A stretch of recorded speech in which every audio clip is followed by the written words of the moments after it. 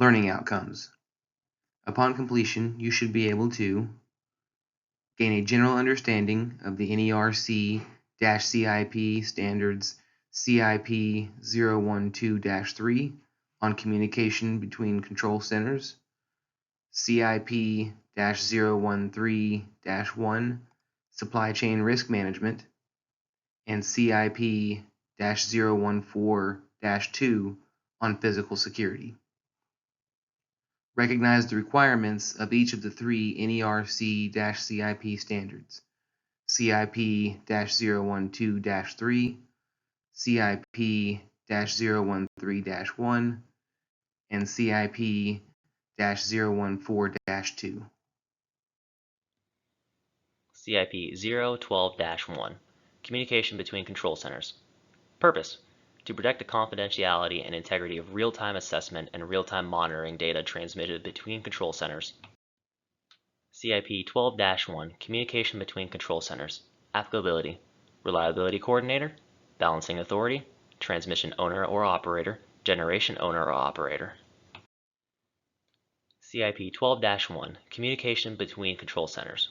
Requirements: an entity shall implement a documented plan to mitigate the risks posed by unauthorized disclosure and unauthorized modification of real-time assessment and real-time monitoring data while being transmitted between any applicable control centers.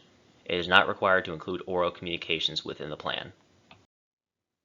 CIP 12-1, Communication between Control Centers. Requirements continued. The plan shall include identification of security protection, identification of where the entity applied security protection. If the control centers are owned or operated by different entities, identification of the responsibilities of each entity for applying security protection. CIP 013-1, Cybersecurity Supply Chain Risk Management. Purpose: to mitigate cybersecurity risks to the reliability of the bulk electric systems by implementing security controls for supply chain risk management of the BES cyber systems. CIP 13-1, Cybersecurity Supply Chain Risk Management. Applicability: Reliability Coordinator, Balancing Authority, Transmission Owner or Operator, Generation Owner or Operator, Distribution Provider that owns under-frequency load shedding or under-voltage load shedding systems, remedial action scheme, and or a protection system that applies to transmission.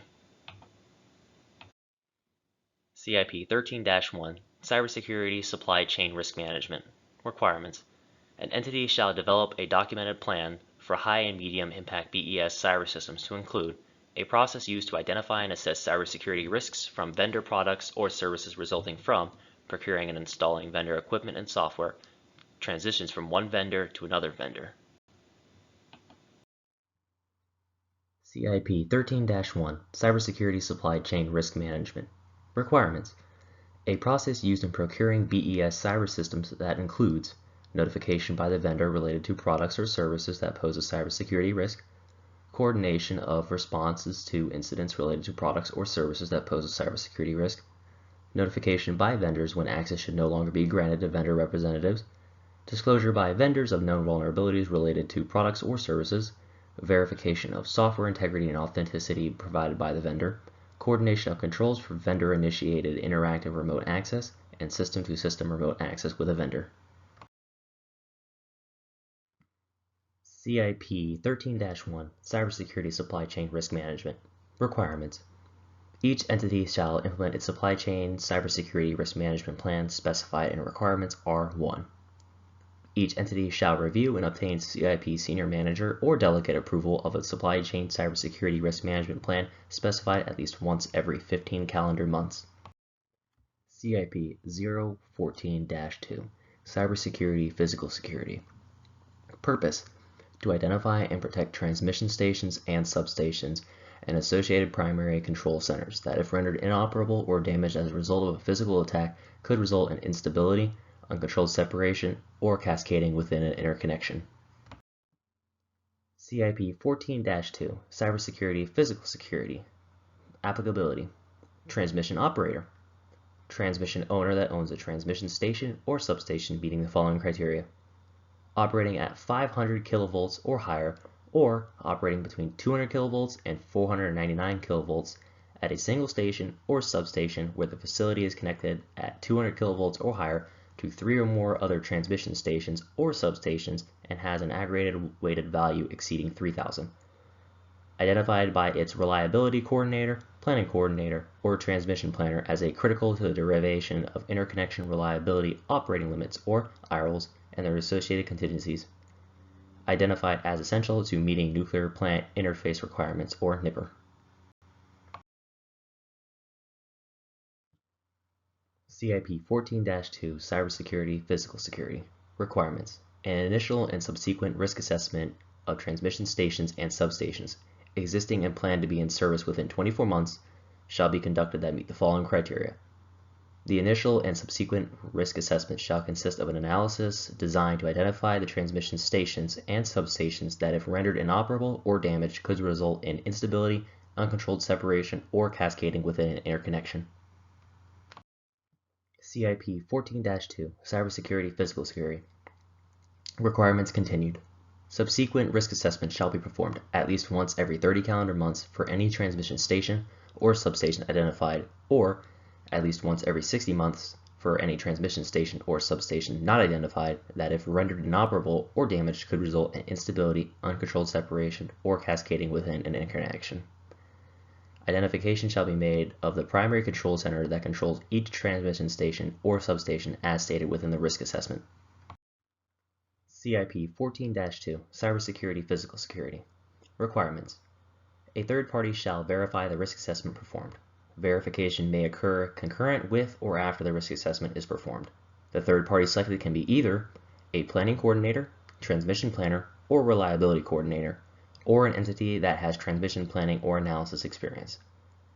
Verification on the risk assessment may include recommendations for the addition or deletion of a transmission station or substations. The transmission owner shall ensure verification is completed within 90 days following the completion of the risk assessment. CIP 14-2 Cybersecurity Physical Security Requirements continued. If the recommendation is to add or remove a transmission station or stations from the owner's identification, the owner shall either, within 60 days of completion of the verification, modify its identification consistent with the recommendation, or document the technical basis for not modifying the identification in accordance with the recommendation. Each owner shall implement procedures such as using non-disclosure agreements for protecting sensitive or confidential information made available to the verifier, and to protect or exempt sensitive or confidential information developed pursuant to this reliability standard from public disclosure. CIP 14-2 Cybersecurity Physical Security Requirements: for a primary control center as identified by the owner that operationally controls an identified transmission station or substation and is not under the operational control of the TO, the owner shall within 7 days notify the top that has operational control of the primary control center of such identification and the date of completion. If a transmission or substation is removed from the identification during the subsequent risk assessment performed, the owner shall within 7 days following the verification or the subsequent risk assessment notify the top that has operation control of the primary control center of the removal. CIP 14-2 Cybersecurity Physical Security Requirements: each owner that identifies and verifies a transmission station, substation, or primary control center, and each operator notified by an owner shall evaluate the potential threats and vulnerabilities of a physical attack to their respective facilities.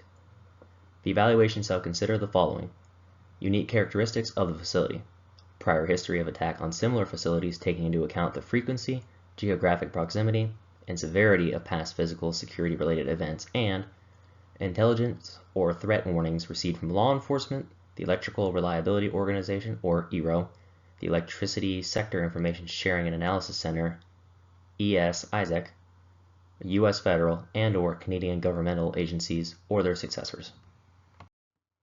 CIP 14-6 Cybersecurity Physical Security Requirements: for any identified and verified facility, each owner and operator shall develop and implement a documented physical security plan or plans that covers their respective transmission stations, substations, and primary control centers. The plans shall be developed within 120 days following verification and executed according to the timeline specified in the physical security plans. The physical security plans shall include the following attributes. CIP 14-2 Cybersecurity Physical Security Requirements continued. resiliency or security measures designed to deter, detect, delay, assess, communicate, and respond to potential physical threats and vulnerabilities. Law enforcement contact and coordination information, a timeline for executing the physical security enhancements and modifications specified in the physical security plan, provisions to evaluate evolving physical threats and their corresponding security measures to the transmission stations, substations, or primary control centers. CIP 14-2, Cybersecurity Physical Security. Requirements. Each owner that identifies and verifies a transmission station, substation, or primary control center, and each operator notified by an owner shall have a third party review the evaluation performed and the security plans developed. The review may occur concurrently with or after completion of the evaluation performed and the security plan development. CIP 14-2, Cybersecurity Physical Security. Requirements. Each owner and operator shall select a third-party reviewer from the following: an entity with electrical industry physical security experience whose staff has at least one member who holds either a certified protection professional or physical security professional certification, an ERO approved entity or organization, a governmental agency with physical security expertise, an entity with demonstrated law enforcement, government, or military physical security expertise. The owner or operator shall ensure that the third-party review is completed within 90 days of the security plans developed. The review may include recommended changes to the evaluation performed or the security plans developed. CIP 14-2, Cybersecurity Physical Security. Requirements continued. If the third-party reviewer recommends changes to the evaluation performed or the security plans developed, the owner or operator shall, within 60 days of the completion of the review for each recommendation, modify its evaluation or security plans consistent with the recommendation, or document the reasons for not modifying the evaluation or security plans consistent with the recommendation. Each owner and operator shall implement procedures such as the use of non-disclosure agreements for protecting sensitive or confidential information made available to the third-party reviewer and to protect or exempt sensitive or confidential information developed pursuant to this reliability standard from public disclosure.